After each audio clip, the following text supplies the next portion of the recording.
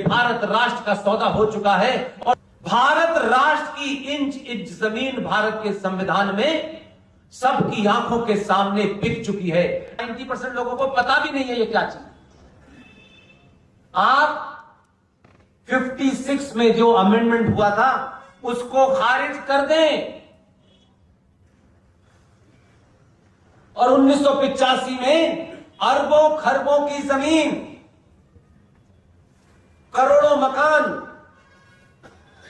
बंटवारे के वक्त जिन हिंदुओं सिखों को सड़कों पे नंगा नचाया जा रहा था, मारा जा रहा था, जो लोग भारत आए थे उन्हें यहां से जो मुसलमान कलेक्टर बनने के लिए पाकिस्तान भाग गए थे, उनके मकानों में कहा कि आप रहिए। वो तमाम लुटे पिटे लोग थे। 85 में एक छोटा सा अमेंडमेंट हो गया, पूरे देश को पता नहीं चला।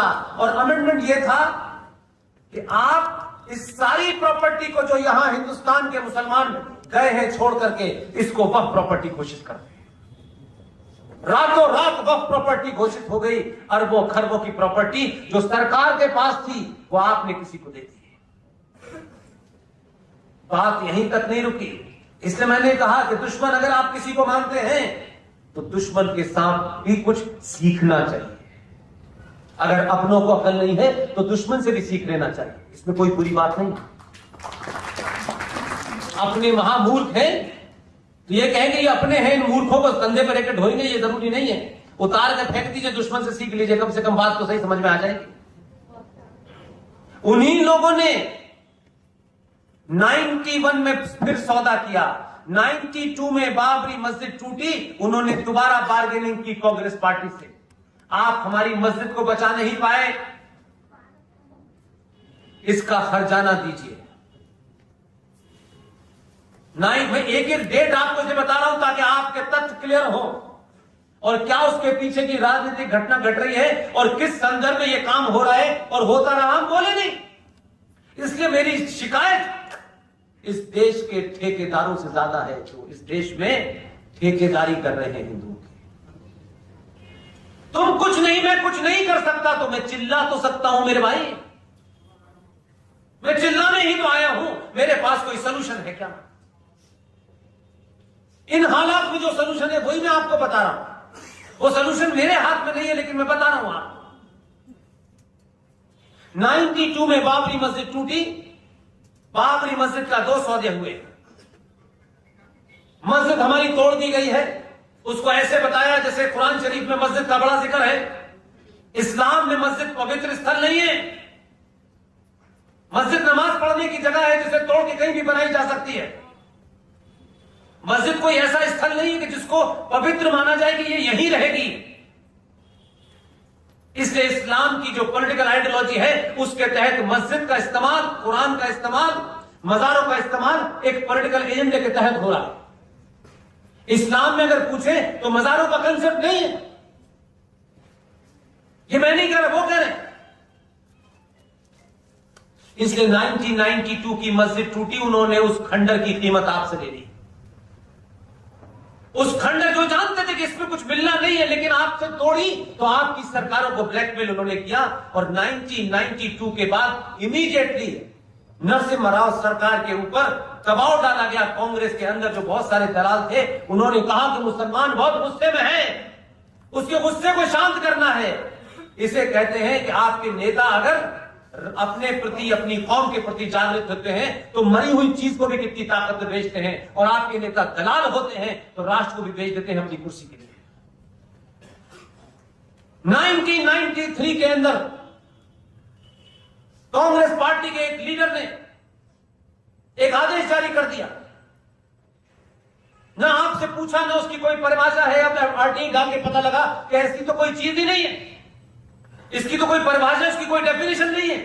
इसलिए मैं काले कोट पहनने वालों से कहता हूं, भाई सुबह शाम राफेल से लेकर दही हांडी पे ज्ञान देने वाले लोगों, इस देश के संविधान को रौंदा गया है, उस पे भी तो कभी कुछ सुओ मोटो ले लिया करो। 93 में बिना किसी डेफिनेशन के, बिना किसी बेसिस के यकायक इस देश के अंदर कहा गया कि 5 मजहब माइनॉरिटी में है। माइनॉरिटी में है, इसलिए माइनॉरिटी कमीशन बना देना चाहिए, और नेशनल कमीशन फॉर माइनॉरिटी बन गया, और करोड़ों का बजट है। और उसके बाद 1995 में जो आपका वक्फ बोर्ड है, इसके अंदर एक अमेंडमेंट लाया गया, और आपकी चुप्पी और आपकी खामोशी, क्योंकि हम शोर मचाने में यकीन रखते हैं। 2013 में वक्फ प्रॉपर्टी कानून का एक्ट को एक कानून की शक्ल दी गई। उस वक्त बुरा नहीं लगना चाहिए, राष्ट्रवादियों की पार्लियामेंट में गिनती 117 थी। आप कानून को नहीं रोक सकते थे, मैं मानता हूं, लेकिन 117 ये कसम खाते हैं। 117 लोगों में अगर इस राष्ट्र के प्रति एक जर्रा बराबर भी एक उनके अंदर भावना होती, तो 117 लोगों के पास इतने साधन संपन्न थे कि कम से कम 117 कॉन्स्टिट्यूंसीज के अंदर इस मुद्दे को चौराहे गली गली पागलों की तरह चिल्लाते, तो लोगों को पता चलता कि 2013 के अंदर भारत की पार्लियामेंट में एक ऐसा कानून बना दिया गया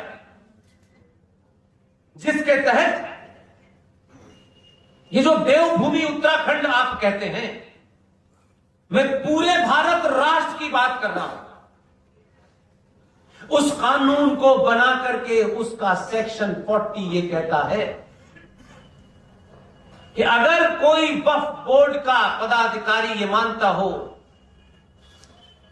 कि ये जो हॉल है, ये जो आपके मन competent authority of that area, चाहे वो एसएचओ हो, एसपी हो, जो भी हो, वो धक्के मार के आपको इस बिल्डिंग से बाहर कर देगा और चाबी वक्फ बोर्ड को दे देगा।